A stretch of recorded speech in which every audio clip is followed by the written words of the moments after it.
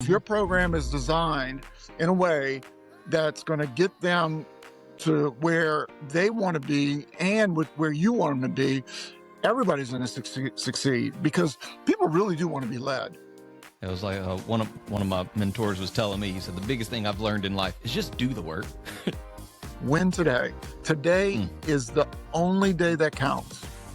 There's no shortcuts or it's not magic. It's just a matter of you got to work. And a lot of people don't understand that. A lot of people want the rewards, but they don't want the process. And I think that's one of the hardest things about being the leaders. You've got to create such buy-in everywhere. That not just with the players, but if your assistant coaches don't buy in, well, then 100%. The players aren't going to buy in. It takes a lot to win, and everybody's got to be pulling in the same direction. Everybody, from the janitors to the principal to the maintenance guy, everybody's got to be pulling in the same direction because it's hard to win. Always used to tell us that you could make change out of $1 on the top of the backboard. What can you do today that's going to help you achieve that goal? This is the Clark Connection Podcast, where 12 years of coaching championships meets real-world leadership. Coach Clark broke through at the highest levels. Now he's bringing you the playbook. Every week, real leaders, real wins. Real strategies you can use Monday morning. If you're done with theory and ready for results, this is your show. You in? Let's go! What's up, everyone, and welcome back to the Clark Connection Podcast. I'm Aaron Clark, your host, aka The Coach, and we break down leadership, growth, and real-life lessons from people who've actually done the work. And here's today's fast leadership truth. Culture doesn't collapse in chaos. It reveals itself. And so when the pressure hits, who you've built becomes obvious. Now, before we dive in, I got to give a quick shout out to today's sponsors because this would not be possible if it weren't for you guys and your support. This episode of the Clark Connection Podcast is proudly brought to you by Hubbard Flooring Studio. Leadership, growth, and success all start with a strong foundation, but the details matter too.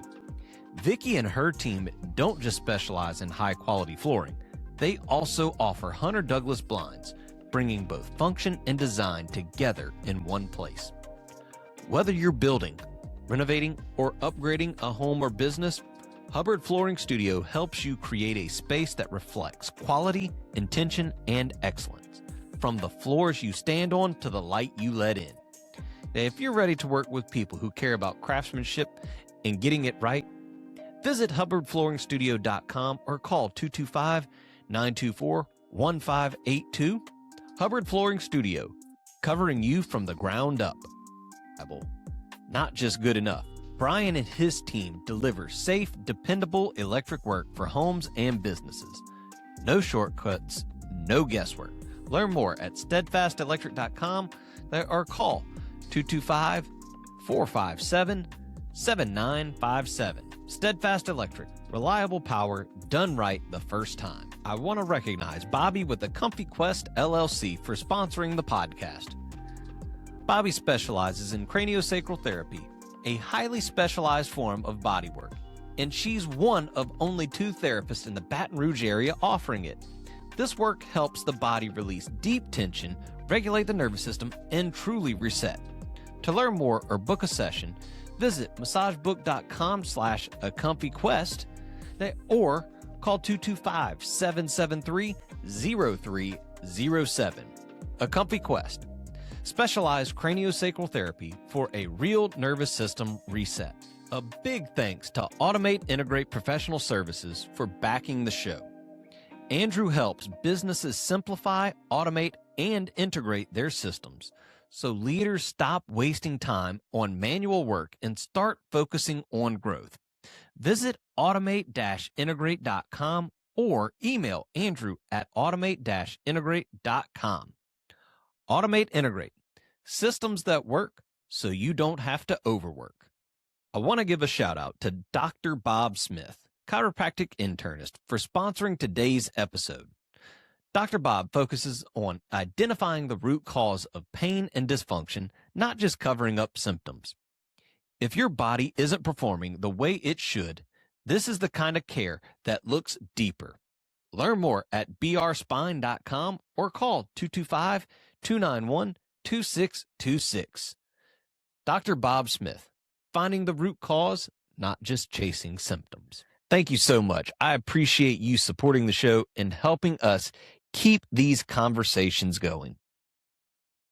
If today's episode hits home, make sure you connect with me.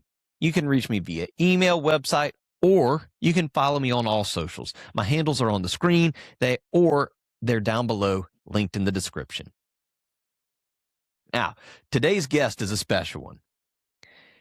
This is a coach, mentor, and leader who's lived what most people and many people only talk about. Coach Bob Becnel shares his story from a young coach finding his footing to becoming a successful head coach at Belle Chasse High School, leading through adversity, building culture, and developing young men on and off the field. Now, if you care about leadership, resilience, mentorship, and building something that lasts, this episode is for you. Let's get into it. All righty, and welcome to the show, Coach Becnel. Great to be here, and thank you for inviting me. Yeah, no, I appreciate you taking some time out and hopping on to share about your leadership, your growth. Thousands, countless of people, young men, young women that you've helped over your lifetime. And kind of where I want to go back to and start at is that first coaching job at River Oaks Academy, your alma mater. So, let's kind of go back there. What was that like? I'll tell you what, it was a special experience because, growing up, playing football, we all have mentors and really special coaches that we interacted with through our life.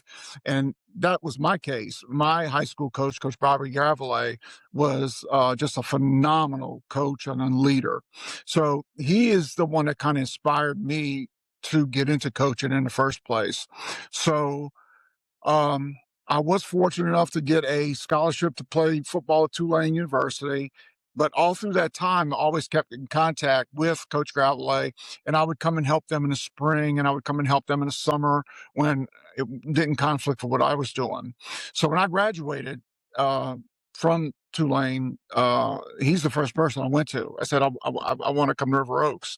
So I was able to get on staff there. The only bad thing about that is the year that I was able to get on staff, he accepted another job. He became the assessor in Plaquemines Parish. So that was a little bit of a bummer, but still I was able to get back to my alma mater. And I was an assistant coach there for 4 years. 2 years, I'm sorry, assistant coach there for 2 years, and then was a head coach there for 2 years. So it was a really, really unique experience because I got to see it from both sides of the whistle. I was the one that was getting blown at, and then I was the one blowing the whistle. So it was fantastic. I had that first group of kids that I worked with was just phenomenal, and it was just a great experience. I was very lucky. Yeah. See, and that was one I didn't know. I'd always thought whenever you got hired at River Oaks that you were the head coach. I thought you'd come in straight as the head coach. So No, I did not realize you were assistant. Yeah, I came in as assistant for 2 years, and in fact, I was a head basketball coach when I first started there. So I was a head basketball coach and assistant football coach. Now, the head coach at the time was Greg Duval, and he was my line coach when I played at River Oaks. So we had a really good relationship. But after 2 years, he decided that he didn't want to be a coach anymore. So that's when the opening happened, and then I became the head coach then. Okay. So now, because I've honestly only known you as a football coach, so didn't realize that. I knew you had played basketball because, you always used to tell us that you could make change out of $1 on the top of the backboard. Yeah. Yeah. But I did not know that you coached basketball. So sure what other did. sports did you coach? I help with track and field in the spring. Coach Augie Bourgeois and I, that's how we became really good friends on staff at River Oaks. And then I helped him there When I went to Belle Chasse, I helped him a little bit, but not near as much as I helped at River Oaks. So I did football, basketball, and then track and field. Okay. Yeah. And so that was one. Now I didn't realize that either. I didn't realize that Coach Augie was at the River Oaks too. I knew Yep, y'all were that's at Belle Chasse for a long time together, but did yeah, not realize. that's how I met him. That's how I met him at River Oaks when I started working with the team during my off time. He was there. He was there for a while, and he was the head cross country coach. He did football and he did track and field. And yeah, that's how we met, and we became friends, and we're great friends to this day. In fact, I'm going up there in a few days to spend some time with them. They're in Mississippi now. He and Jeff, his son, and Jeff's wife, and their two kids. So yeah, I made a lifelong friend with that association. Oh yeah. Well, yeah, and I think that's one of the things that we got to look at as leaders too. I mean, who's in your circle is so important, because I mean, I know the impact that you had on me, and then the impact that Coach Augie had on me, but there's so many other lives that just to see and know that y'all are still close and doing a lot of stuff, that is such a cool thing to find out. Stuff that I'm finding out all sorts of cool stuff about cool people doing this podcast. So I'm loving this. Wonderful. And so now now with the transition, so you went, all right, well, how was it like when you became the head coach at River Oaks? Like, were y'all good? Were y'all bad? Like, how was that?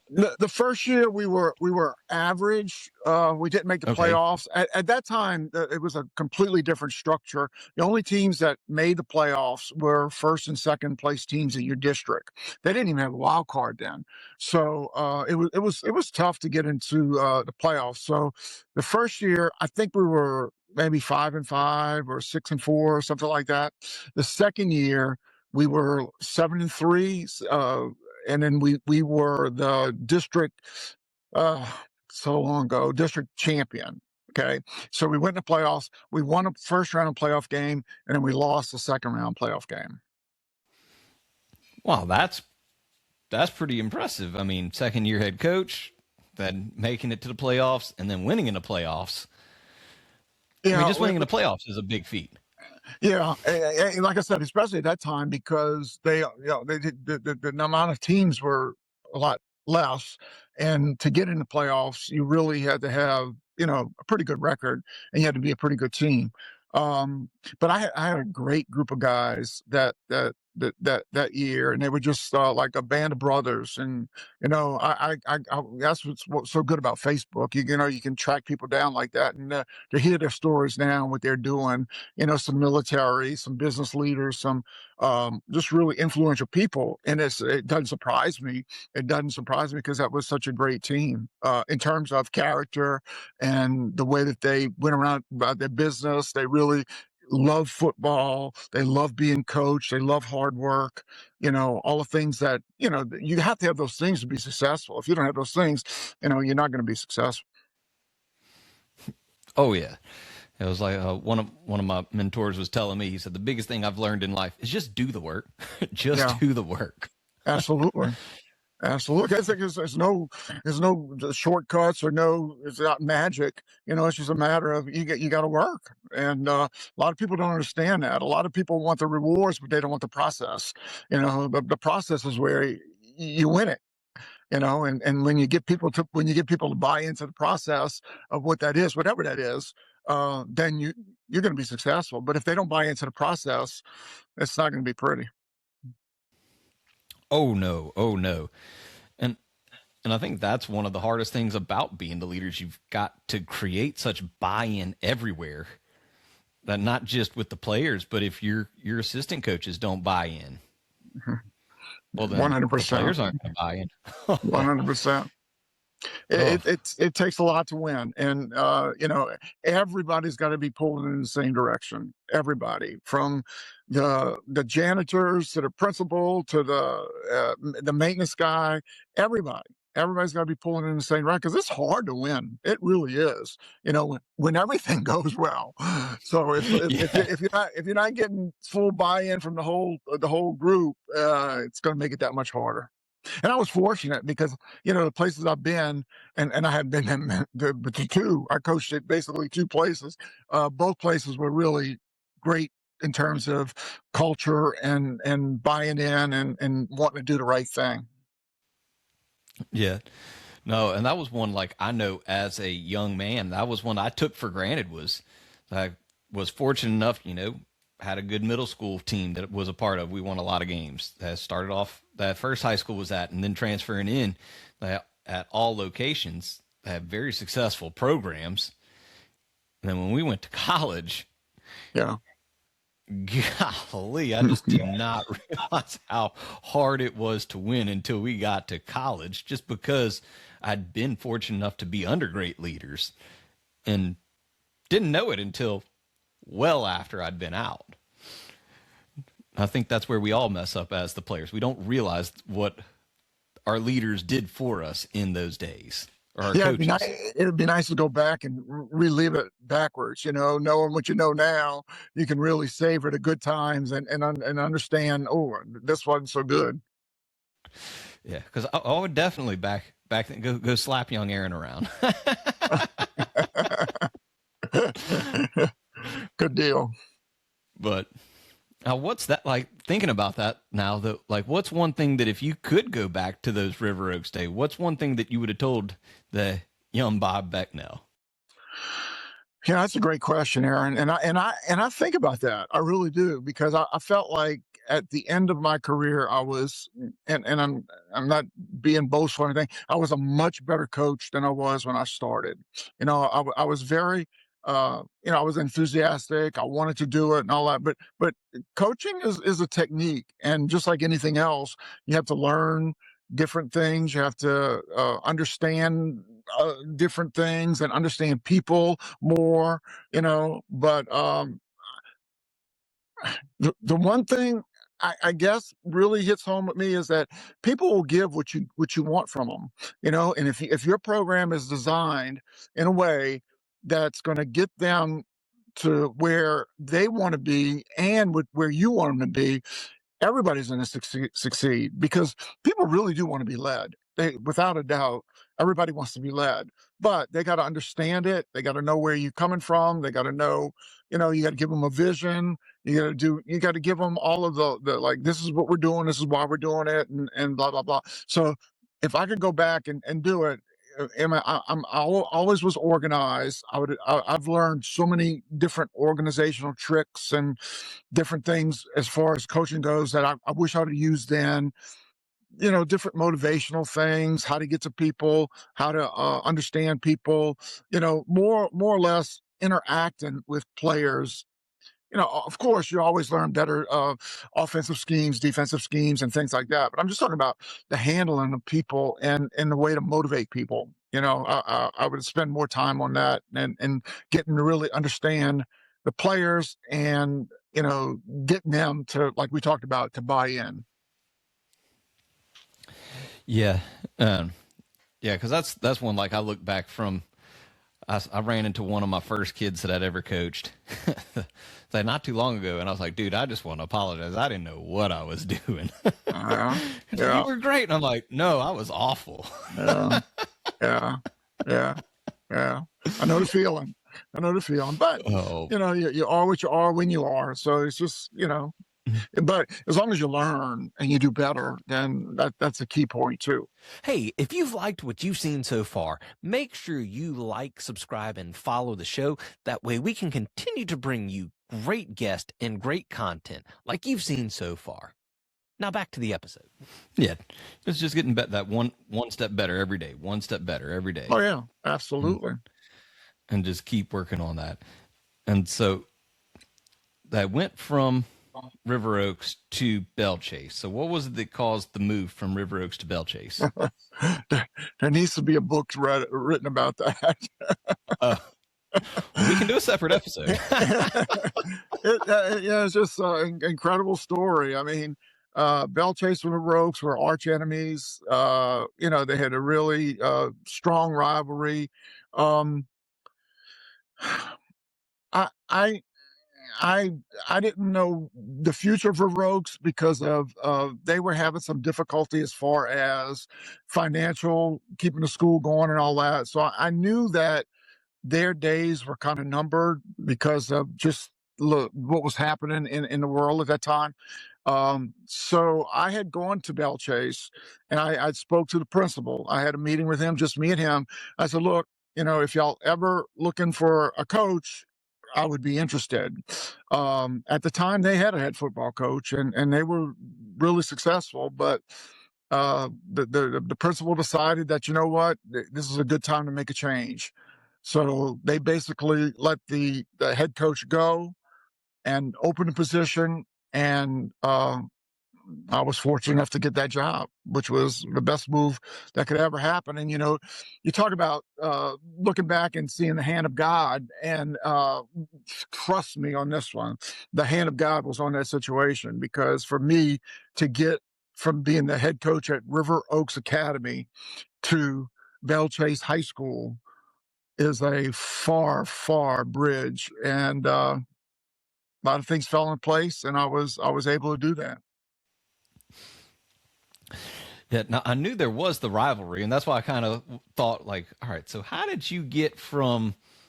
Because to me, in my mind, I was like, hey, let's go from Port Sulphur to Belle Chasse, or Belle Chasse to Port Sulphur. Like, that wasn't happening. Yeah, right. Exactly. Yeah, it was something, but it all worked out and everything went well. So I was happy. Oh yeah, absolutely. I mean, went through that lots of great seasons there. So, I mean, that touched impact that, really was able to dive in, invest in. I can, just from knowing you and how it went.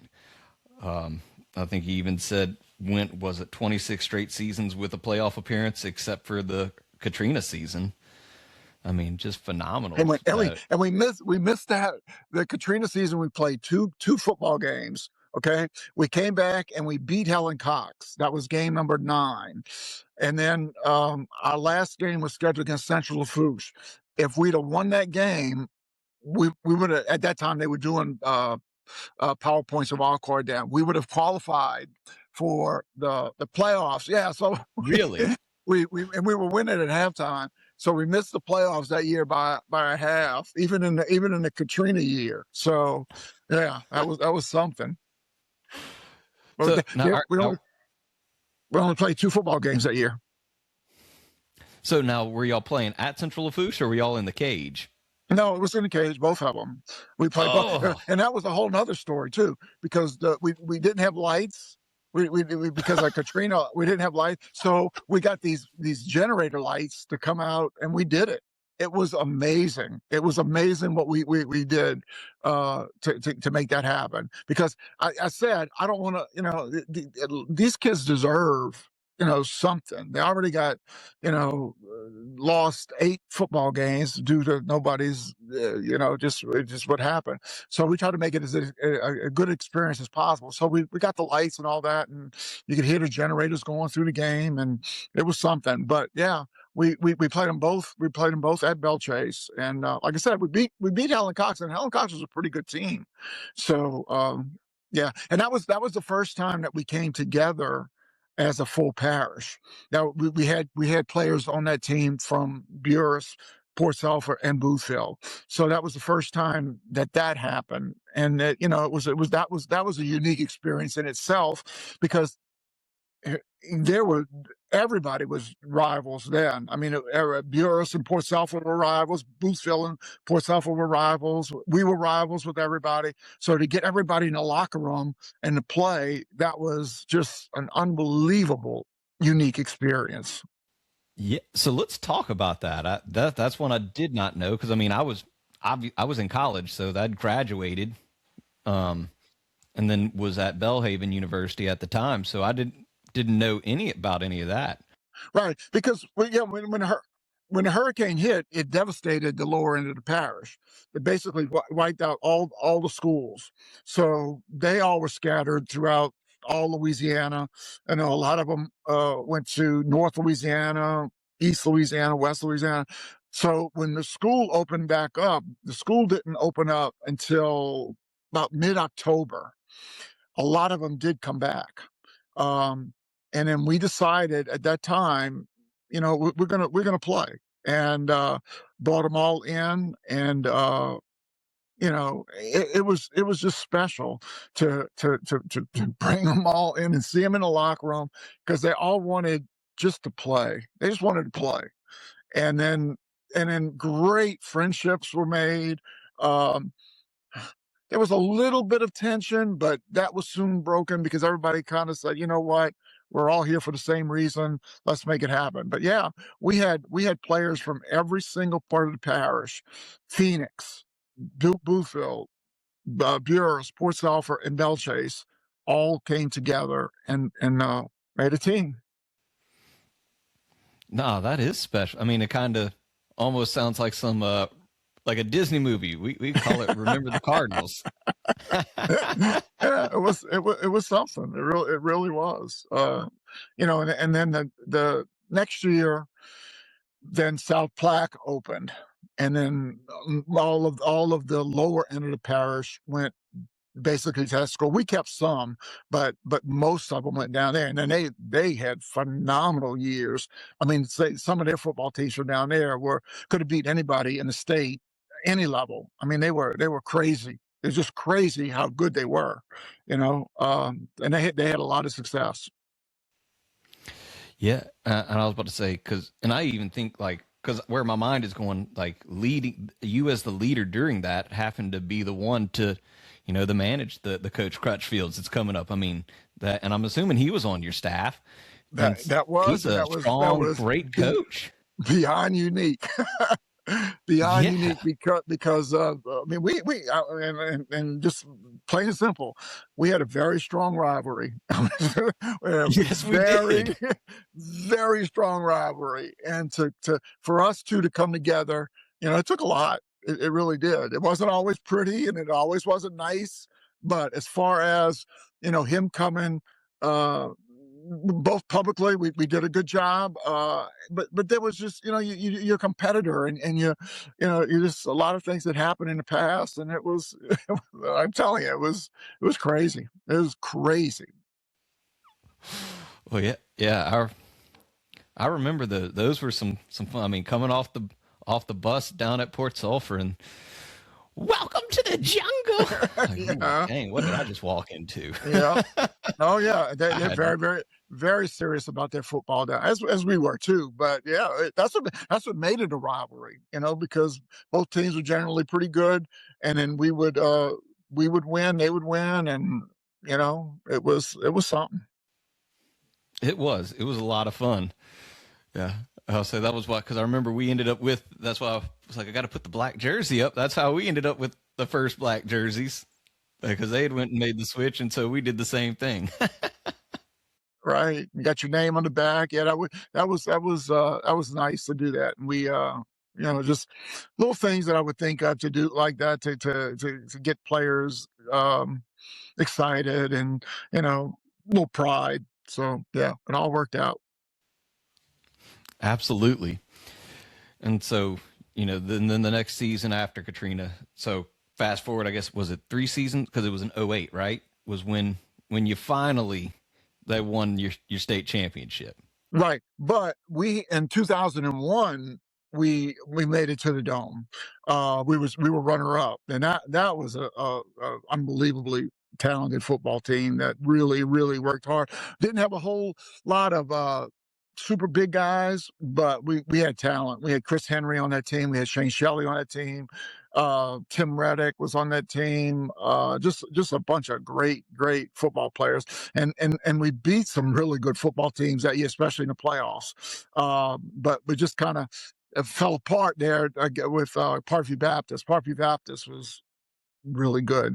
And then Shane Shelley got hurt, and it just kind of when it went bad, it went bad. But I was really proud of that team.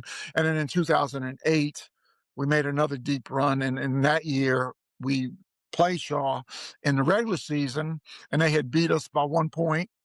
and then came back in the playoffs all the way through.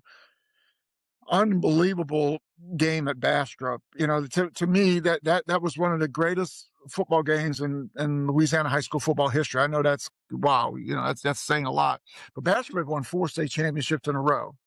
Bastrop was really good. I mean, really, really good. And we went up there to their place and fell behind twice by 14 points. And then came back and beat them in the end on their field at Bastrop. Came back to the Dome and then beat Shaw. Beat them pretty good. So yeah, that was real unbelievable experience to make it that far twice. Yeah. Yeah. And because I remember I did show up to that because that was the first year that I was coaching. I was at Central High School and we had just lost to Destrehan in the semifinals. Okay. And so, yeah, I was like, well, I was planning on going to the Dome one way or the other now. I just wish you'd have been as a coach. Yeah.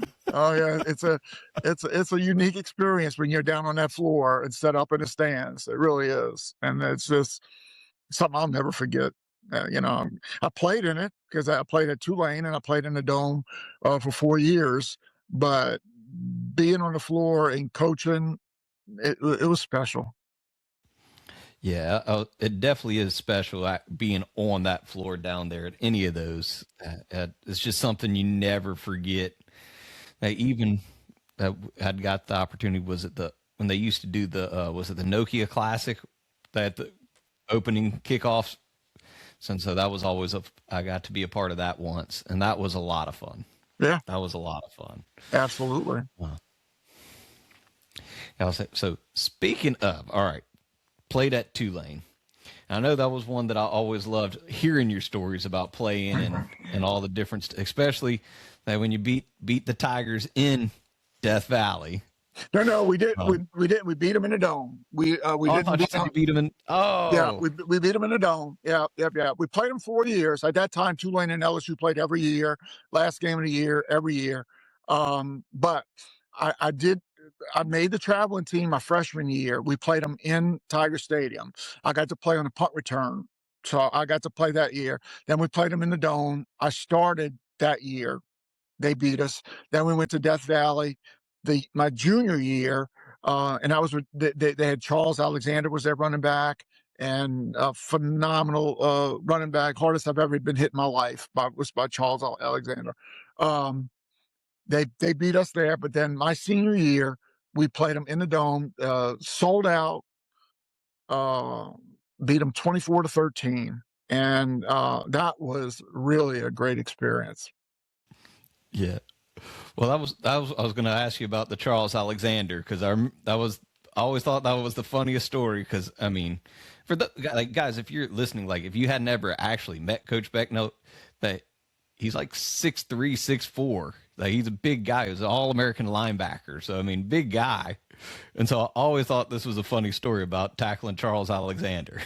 Yeah, I was very lucky throughout my whole career that I never really got hurt. I never got hurt. I never had to leave the field or anything like that. But it was I think it was like 4th and 7. And then they just turned around and pitched in the ball, which is smart on their part. I mean, he's crazy good, and it coming around my end, and I just laid out and hit his thigh pad, right? I mean, just laid in, tried to knock him down. Fortunately, I got him down.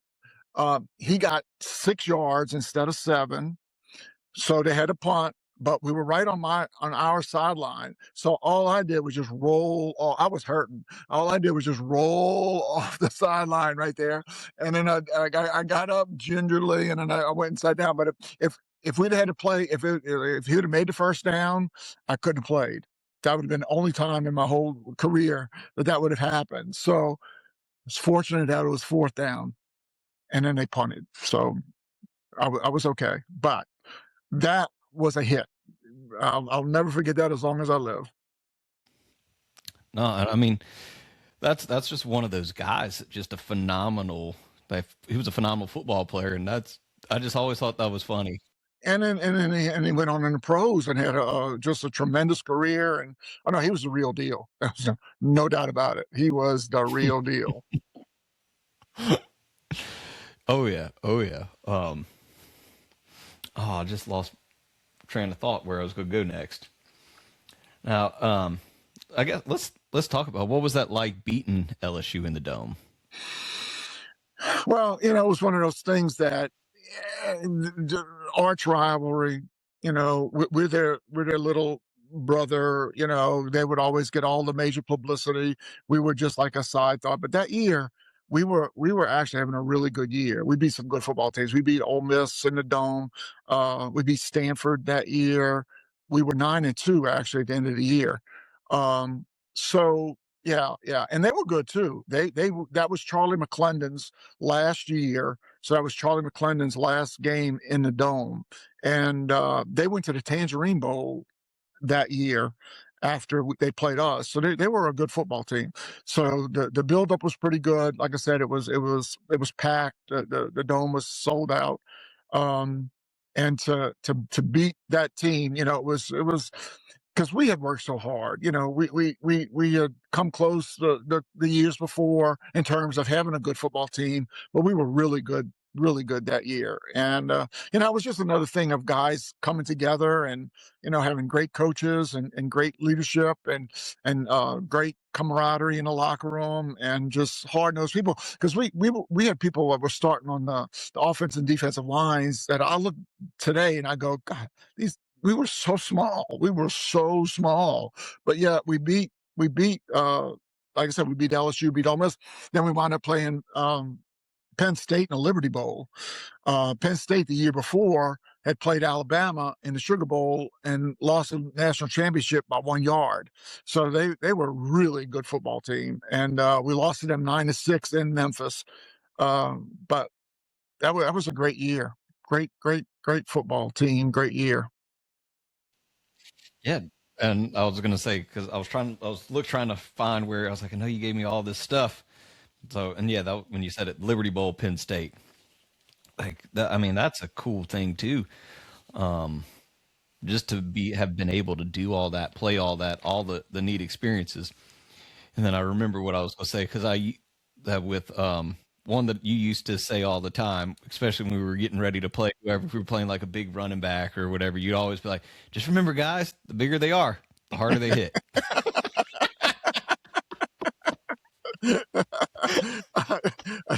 I do remember that. Yeah. You gotta make them laugh sometimes. Oh yeah, so I used that one my entire career. When we be playing a big running back, just remember, fellas, the bigger they are, the harder they hit. Yeah, because I'll expect you to say the bigger they are, the harder they fall. No, sometimes the bigger they are, the harder they hit. So you better get ready. Oh yeah, well that's what I remember. Whenever we were playing Chalmette, I guess that was 2003. And they would put that massive defensive tackle in on goal line, short yardage situations. I sure did. Oh my goodness, that was all I remember you saying. I'm like, oh no, they're coming at me. Just get him low. I was so glad I wasn't the only one to hit that big old sucker by myself, because gosh, that hit him low. Yeah, but he didn't score. Yeah. Good deal, Aaron. Way to go. Good job. We want to take a quick moment to shout out today's premier sponsor, Vicky with Hubbard Flooring Studio. Leadership always starts with a strong foundation, and so does your home or office. Vicky and her team don't just cover floors, they help you step into excellence one plank, tile, or carpet at a time. And now, they are offering Hunter Douglas blinds, giving you the ability to set the tone, control the light, and create the perfect environment to lead from. Hubbard Flooring Studio, where strong foundations and bright visions begin. Oh, man. Now, Coach, I mean, you've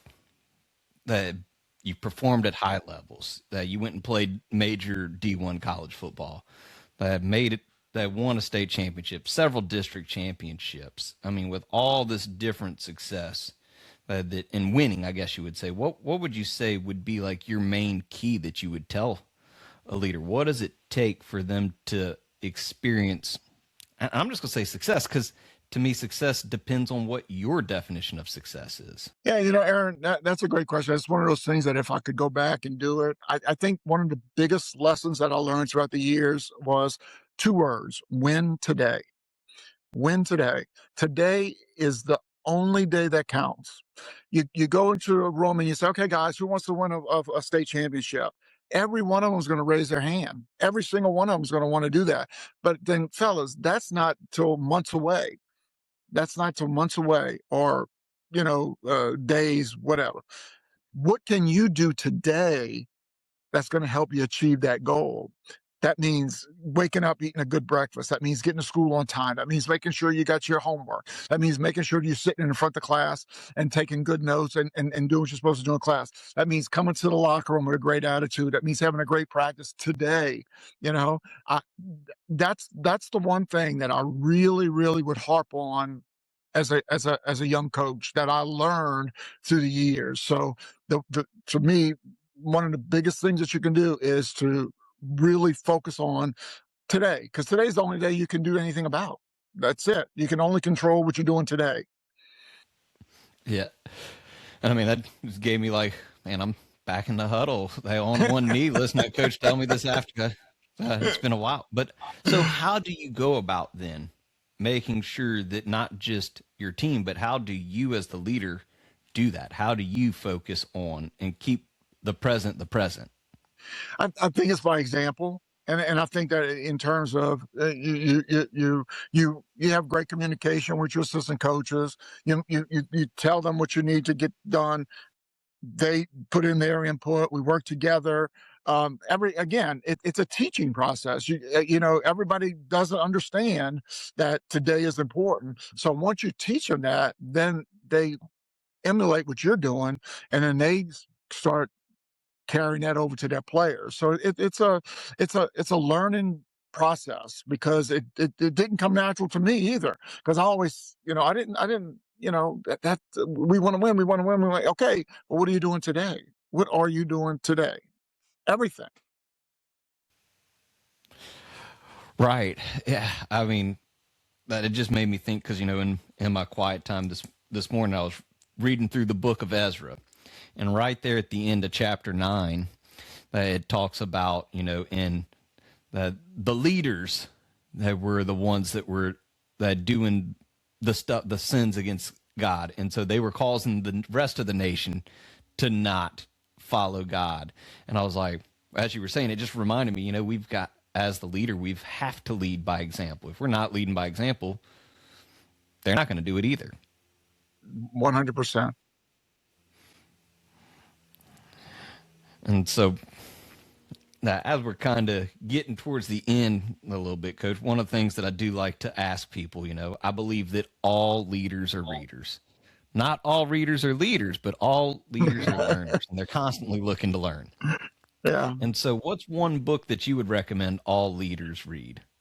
I thought about it and it came quick. The Bible. The Bible is just an incredible book. The Bible is like the story you just told just then, right out the Bible. It's got so many great stories about leadership. It's got so many great stories about commitment, about doing the right thing, about treating your fellow man the right way, and just how to live, how to be successful, how to have joy.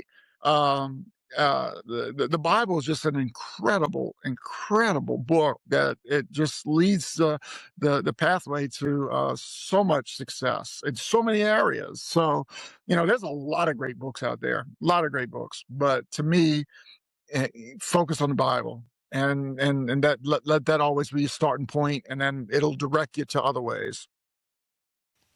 Absolutely, yeah, and I'll tell a lot of people that too. Is man, they think, oh, the Bible is just this fluff of whatever. And I'm like, guys, if you go look through it, there's so many, like there's stuff in there that you're like, what?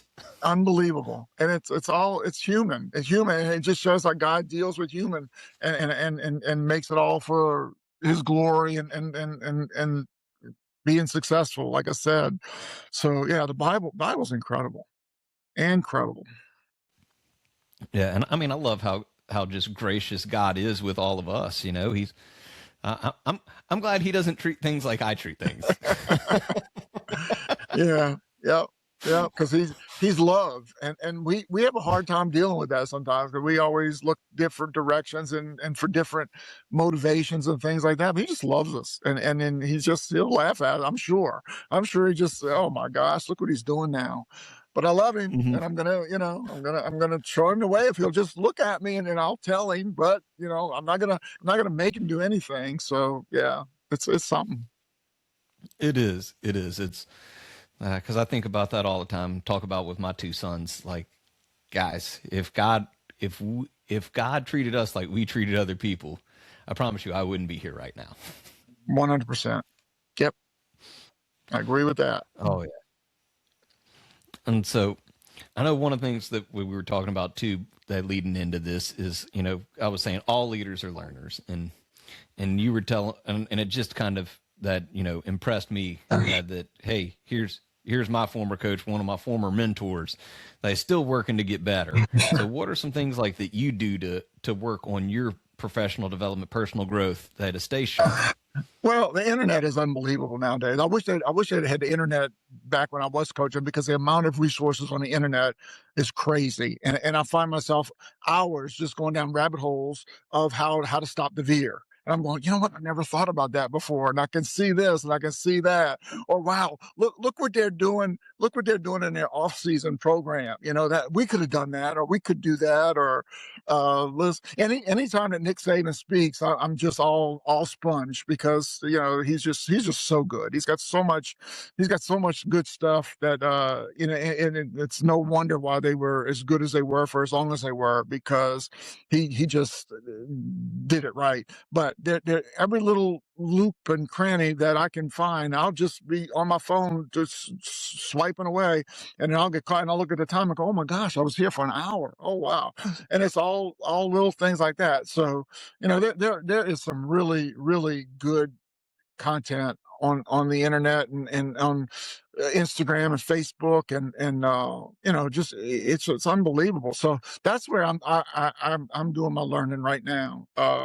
Even when I was a coach, I would love coaching clinics. I mean, I would try to get to as many coaching clinics as I could, but the ones that I wanted to hear though were the high school coaches that were successful, because you can go listen to the Georgia coach or the Notre Dame coach and all that. No, that's great stuff, but then he's got 8-foot linemen and backs that run a 4.40 and all that. But if you go listen to a high school coach that's successful, well, he did that, we can do that. And I would incorporate a lot of stuff from listening to high school coaches. So I do miss that. I do miss that interaction with like clinics and things like that, just to pick people's brains and to just say, what do you do? That was my favorite question. What do you do? How do you do? When this happens, what do you do? It's just I love stuff like that. Yeah, the clinics were one of my favorites too. I learned so much there. That just going and talking, and they even being able to sit down with at the time when they were changing how tackling happens now. Because Yeah. I mean, Yeah. I remember how y'all taught us was screws on a face mask, baby, screws on the chin. Right. Right. That's not taught anymore, because we can't Yeah. anymore. Right. It's better. It's making the sport safer and better. Oh gosh, yeah. That's what I'm saying. There's so much good stuff out there. So that's where I do my learning right now. I keep saying that. I said, well, if I'm going to do it again, that's what I would do. May never get the chance, but I'm storing it away in my head. But I'm still real good friends with a bunch of coaches that I coach with, and I bounce stuff off of them. Like Coach Clint Harrison is the offensive coordinator at Destrehan. He's done a phenomenal job. Were you there at Belle Chasse when Coach Harrison was there? No, he came so I was before Katrina, so I graduated before. Okay. Yeah, he came. He before. came after. Yeah. Mhm. And then I got Brock Mathern. Did you play with Brock, or he was after you too? They were all after me, but Brock and Blake were in middle school, I think, when I graduated. Okay, because Brock's the head coach at East Ascension now. Yes. So, and then we had a long talk. I was doing my walk on the levee, and I get a phone call. It's Brock Mathern. He's picking my brain. He says, "Coach, I'm doing my after season evaluation, and I got about 1,000 questions I need to ask you." So, as I'm doing my walk, we're talking football on the levee. So, yeah, it was good. No, that is good stuff, and that you're still able to go out and help and mentor those young coaches, because we need it. We need somebody who's been there, done that, that's wise, that can say, "Hey, don't do that, Aaron. I did that, and it don't work." Well, I do it a little bit more diplomatically. I say, you might want to think about doing it like this. you might want to think about this, and they're all receptive. But it does me good, because I go and watch their programs, and they're doing almost everything we did. So we did some really good stuff, and just the way we organized things, and that wasn't just me, that was our staff at that time. We really did some really good things, and to see them continuing with that, like one of the things I learned to do, I always wanted to get the team's attention, and you blow a whistle, people talk, blah, blah. I finally came up with this thing. I said focus, and everybody instantly said up, and they had to put their eyes on me. And that's so anytime I walked in a room, the first thing I said is focus, and everyone went up. So that I got complete silence. The room was ready, no problems. Dennis Gaines, who's coach with us at Belle Chasse, and did that. He sent me a text last year. He says, "Coach, just want to let you know, at the elementary school this morning, I walked in and said focus, and they all said up." So you're living on through your way. So that was pretty cool. That is cool. I know one of the things that always stood out to me is just how organized everything was. We never showed up in practice not organized. I mean, even painting the field was super organized. That always amazed me, how our field was always the best. So I'd find somebody that did a better job than Belle Chasse High School. And it was fast. It was always just boom, boom, boom, boom. We had it down to a science. I knew I started at 5:30 in the morning, but the first hour PE class had a job. Second hour PE class and I knew we had to be on schedule, and they learned it, and they took a lot of pride in it. I had it as a game too. I did all kind of crazy things, but and they did it really good. But we had that field painted for lunchtime. It was done, completely done. And everybody had a job, and they would come and say, come at the game and say, I help paint the field. And it was just, it was good. Yeah, we were definitely organized with that. But you got to be. I can't live unless I'm organized. I do not function well in disorganization. So. Yeah. Yep. I remember that, because I guess, 2004. I don't remember which hurricane it was, but it was right at the beginning of the season. I think we played Redeemer Seton on a Saturday. Oh yeah, we had those. And so you're like, hey, you sent out a text to everybody. Yes, text had we're around then, guys. And you're like, hey, I need y'all to start seeing who you can get here. And so we were calling everybody. And I just remember you'd put me and Jeff Barber. You said, all right, you two gooberheads are in charge of the hash marks. Let's go. Oh boy, that was a big job. I was like, that was a big job. I was like, what? And didn't realize till I started coaching myself, like, he entrusted us with the hash marks. I didn't put anybody in charge of the hash marks as a defensive backs coach. Oh no, you had to be a special person. So consider that a compliment, that you were in charge of the hash marks. I had handpicked people for that job. That was a big job. Oh, yeah. When you told me that, I was like, hold on, we got to do what? That's a lot of work. And you want one of us to pay? Oh no. Nobody paints the field but Coach Becnel. I bet it came out perfect. I don't know. I don't remember. Try not to just remember, because that was the first time that I'd got to be a part of the organization of it, and was just like, wow, we painted this whole field in, it was a couple of hours. We weren't out there very long. Yeah. Yep. We had it down to a science. Trust me.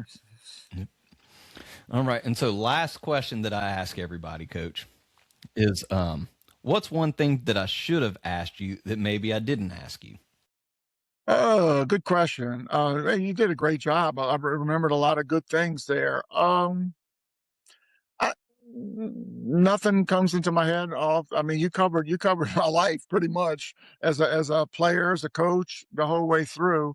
Um, no, I think you did a great job. I really enjoyed the conversation. Brought back some great memories, and no, I thought about what we would talk about beforehand because I didn't exactly know what direction you were going to go, but That you makes hit two you, of us.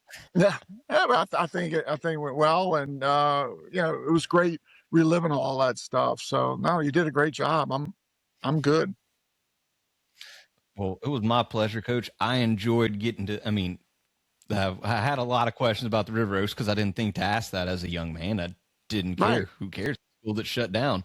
But now that as I'm getting older, um, it's one that I think about. Why did so and so do that? Why was it like that?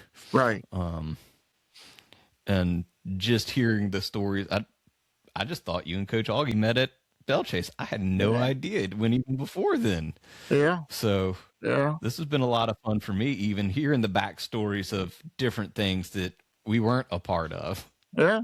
Good deal. Good deal. All right. Well, Coach, if anybody wants to reach out to you and ask you anything, how do they get connected with you? I'm on Facebook and I'm on Instagram. I don't have any websites or anything like that, but just do a little search and I'm sure I'll pop up. So love to connect with some old friends. Absolutely. And so, guys, that's going to be all listed below in the description. That if you're wanting to connect with Coach Becnel, that please do so. I'm sure, especially if you're a former player, I'm sure he'd love to connect with you. And Absolutely. I appreciate your time, Coach, and My I my look pleasure. forward to doing this again. Absolutely. My pleasure, Aaron. Thank you so much. What an amazing conversation. Today, you heard Coach Becnel break down what coaching really is. It's not just wins and losses, it's relationships, trust, and standards. That we talked about why leadership starts with vision and then you get buy-in, and how mentorship shapes the future of not just young athletes, but people in general. We talked about what resiliency looks like when everything gets tested, especially the aftermath of Hurricane Katrina, why continuous learning and strong organization separates good programs from great programs, and how faith, communication, and focusing on today creates long-term success. This wasn't just about football. This was about leading people, building culture, and showing up when it matters the most. If you got value from this episode, make sure you like, subscribe, follow the show, and then share it with somebody who needs to hear it, especially a coach, leader, or mentor in your life, and give them a quick thank you. And remember, you don't have to be great to get started, but you have to get started to be great. So keep learning, keep leading, and keep connecting. And I'll see you on the next episode of the Clark Connection Podcast. Thanks for listening to the Clark Connection Podcast. If today's episode added value to you, do me a favor, follow the show and share it with someone who needs it. You can connect with me at my website, coachaclark.com, or on social media at Coach A. Clark. All the links are in the description. Until next time, keep leading, keep growing, and keep connecting.